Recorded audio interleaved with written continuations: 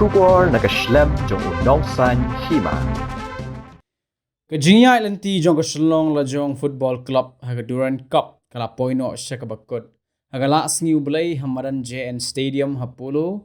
Hadin makala Liem no haga North East United Football Club da laiko lanot. Ka North East United kala long ka bakham khlan mentaka sngi. Mat ka kol ka baningkong ka bala tep da utoy. Haga minit ka bakhat lai hashwa ba u Aladin un tep ya ka kol ka ba ar. Haga minit ka balay pulay.